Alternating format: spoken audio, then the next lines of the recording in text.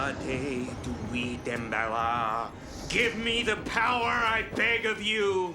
20 years? Mortis me le devacore de me vous say. Child's Play 3, Child's Play 1. Andale pour des voici Dembella! Fuck!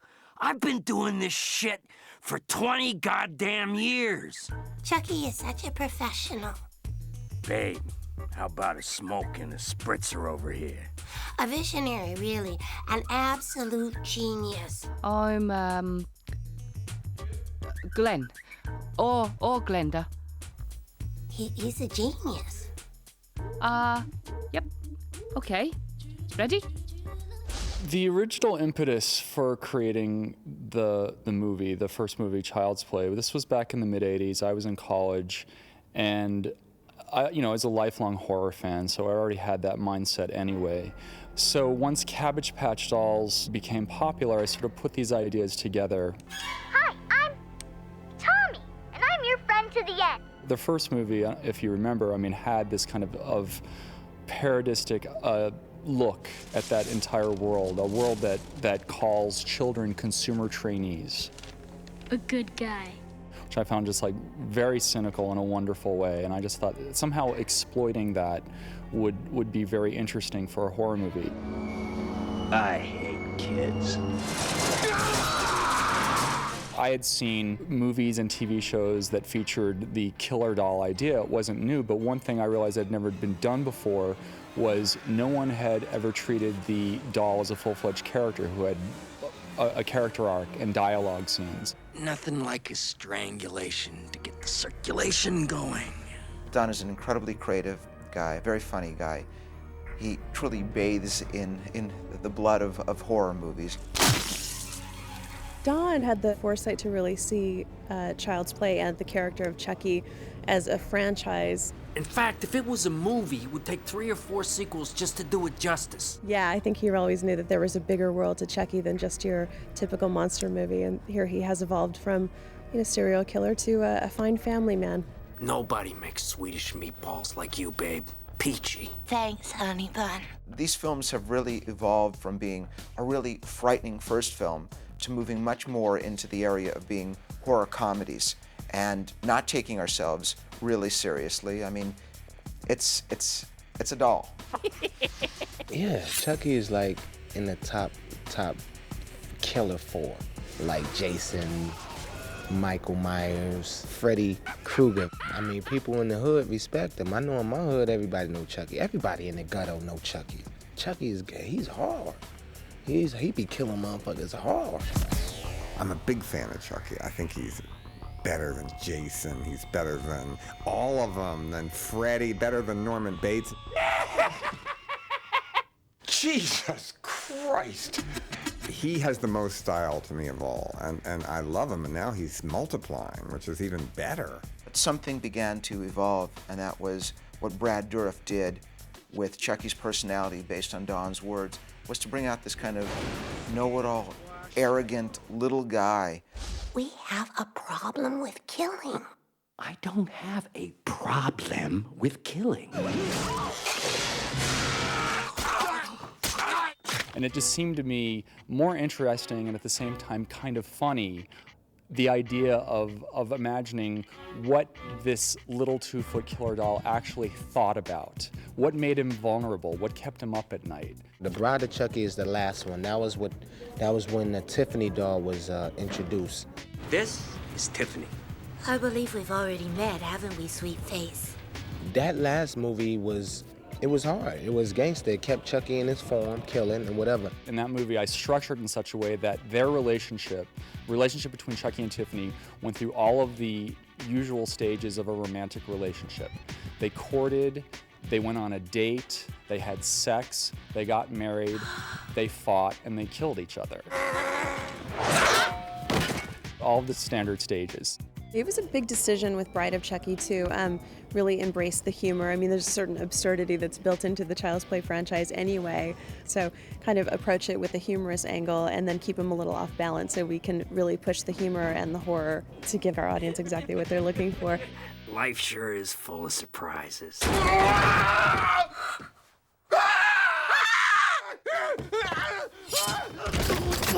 In Seed, we wanted to really take everything that much further. Yo, Redman here. Back in effect again, y'all. Brick City in the house. I'm on the scene of Seed of Chucky, way out here in Romania. And so, hey, when it was the opportunity knocked on my door for Chucky, I was like, I am there. I go down in history for being on the Chucky movie. That's what's up. The idea of being cut, as he called it, by Chucky or Tiffany was a badge of honor for him. Okay. Well, at the end of Chucky and Tiffany, they were both dead, but we know in successful horror movie franchises, the villains never actually die. But it looked pretty dire for our heroes because Tiffany had been burned to a crisp, and I think Chucky had been stabbed to death, shot. He'd been shot. Go ahead and shoot. I'll be back. I always come back. But dying is such a bitch. If a character's been around long enough, people start to have affection towards him. So in the beginning, he was just this horrifying little gremlin. And now people are they relate to him. It just seemed natural that we would now evolve into a domestic drama. So whereas the last one was a parody of romantic comedies, this one is a parody of domestic dramas like Ordinary People and Kramer versus Kramer. Don felt strongly that it would be great to explore further the family dynamics of including this child. What the hell is this? We had an agreement, Chucky. We decided, for the sake of our child, we weren't gonna do this shit anymore. No, you decided. I enjoy the self-referential kind of horror movies and comedies, but this was sort of took it all one step further. I don't know, it's sort of spoofing on top of spoofing. You can catch that movie in theaters next Halloween. Thank you, Chucky. Fuck you very much. Yeah, it's definitely self-referential, but I hope different from other self-referential horror movies in that I think rather than being precious, I like to believe that we're completely irreverent about ourselves. I mean, Jennifer completely mocks herself in this movie in a way that I think people will love her for. How come I don't ever get any of the good roles anymore? How come nobody takes me seriously? Nice tits. Thank you. They may be over the top, but we relate to them. You relate to each of these characters and kind of love them in a weird, bizarre way. And then I think now with the child, with Glenn, I think that there's so many more possibilities. He already came up with an idea for Chucky number 6. I don't want to give anything away, but it's fabulous. Whoa! Well. Yeah, too bad I got killed in it, because I would have loved to come back for the next sequel of Chucky, Oh, I think there'll be a Chucky 6, 7. I think one should be a musical. I think they were talking about Chucky Goes to Hawaii. It could be Around the World with Chucky. Chucky fights Jason and Freddy, and then Gorgo, and all of them. The Hulk could keep going until he took over the world. It was the end of the world, and it was only Chucky. And I'll pay to see every one of them right to the end. Yes. Probably yes. Yes. How was I supposed to know that people would buy into the whole killer doll concept? No, wait. Can I change my answer? The passion, the intensity, slice, slice, slice, slice, slice. And that wasn't even scripted. I'm going to say no. Well, I'm a genius. You have to understand that. What was the question again? I watched the Chuckies. I watched 1, 2, 3, and 4 back in the day. And I used to be like, how in the fuck are they doing that with that doll? Because that doll scared the shit out of me.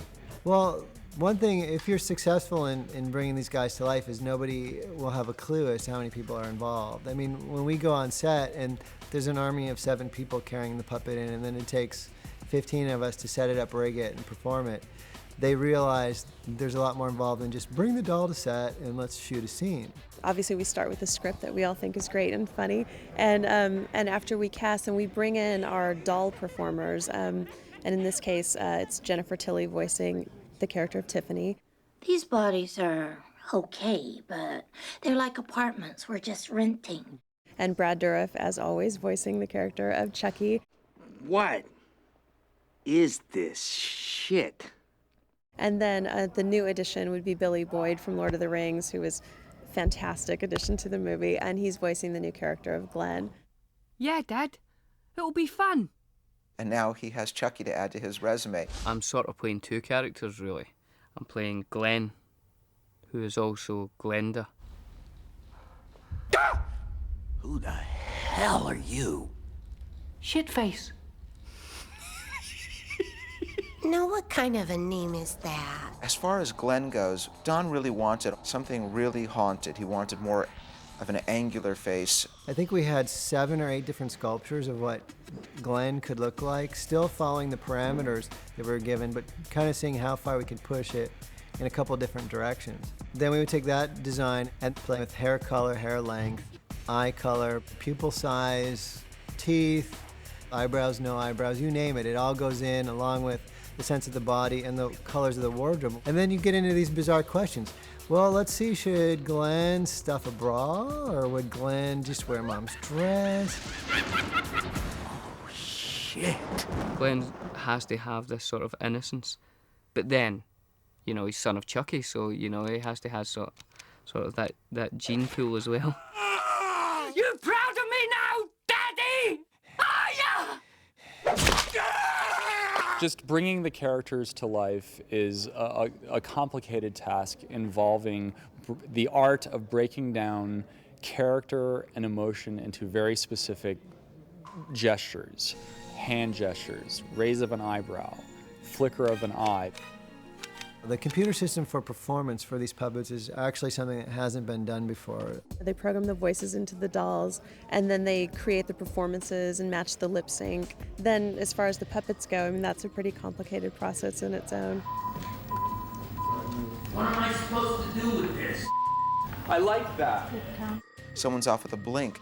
The entire shot is off. We can actually even slow it down so you can listen to it slowly and get the articulation of the lips, you know. Oh my God. And so we recorded that, so it's now in the computer. Glenda, honey, everything's okay. It was just a little slip. You're just going to think of the 3 dolls that you see on screen being 3 dolls.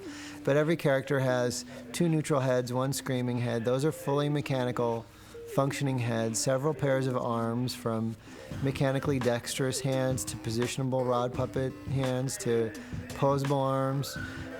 Multiple bodies, positionable, floppy, stunt, rod puppeted bodies, mechanical bodies, and all this goes into bringing that one character to life. What am I supposed to do with this? There's a huge army just to build the stuff and get it here, and then there's a huge army here to maintain it, rehearse it, and then perform it on set. And you should be ashamed of yourself. Where's your self-respect? The puppet takes about 7 to 8 puppeteers a piece just to operate them. So it's 1 person on the eyes, 1 person on the eyebrows, 1 person on the hands, 1 person on the arms, 1 person on the legs, 1 person on the mouth, and they actually making the Chucky doll, the Tiffany doll, and the Glenn doll come to life and make it look real in the movie. Tiffany has almost as big of an entourage as Chucky. You count how important the character is by how many puppeteers are crawling along the floor when you're acting with the puppet. Chucky had a bigger entourage than any star I've ever worked with. How many people are working him and how complicated it is. It takes 5 grown adult men to jerk off 1 small plastic puppet. Watch it. Action. Very once more. Yeah. That was great. That was great.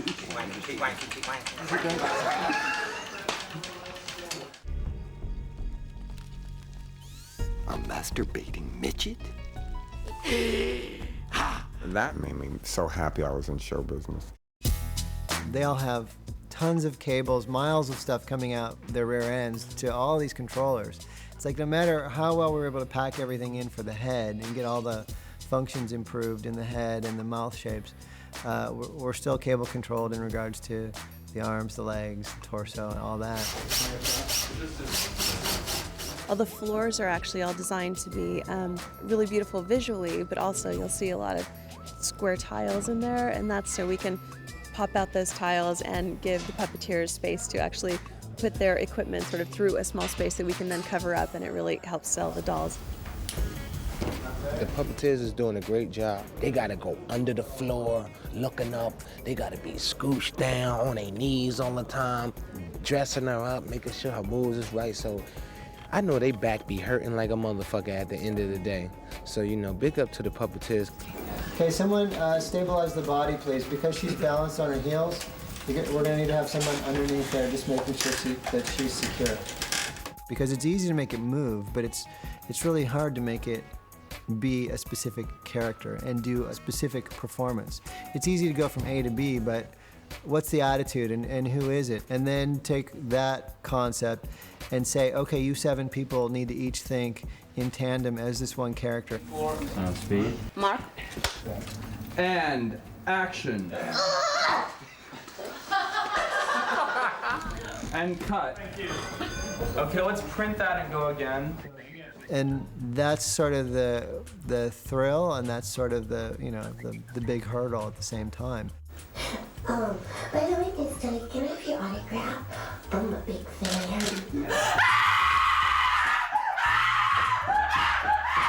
It's just really bizarre to be looking at a little tiny doll with her little eyes blinking going, Miss Tilly, you can do it the easy way or the hard way. And I'm like,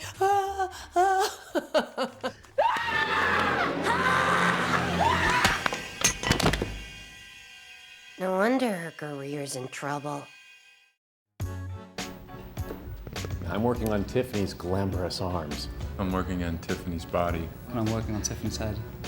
Now, I realize there's been some controversy about whether our child is a girl or a boy, but really, nowadays, who cares? I'm controlling Tiffany's eyes. I'm running Tiffany's lip sync. I'm working on Glenn's body. I'm working on Glenn's arms. Seed of Chucky is an innovative new installment to a timeless horror series. Well, I'm doing Tiffany's eyebrows. And I'm doing Tiffany's fingers. Ooh, that's pretty nail polish. I'm doing Chucky's brows. And I'm doing Chucky's eyes. I'm doing Chucky's arms. What gives? Are we through here yet? I'm running lip sync for Chucky and Glenn. Series. Right? Hi, I'm Tony, and I control the puppeteers with this. I'll kill every last one of you! Kidding, just kidding. Kids love it when I do that.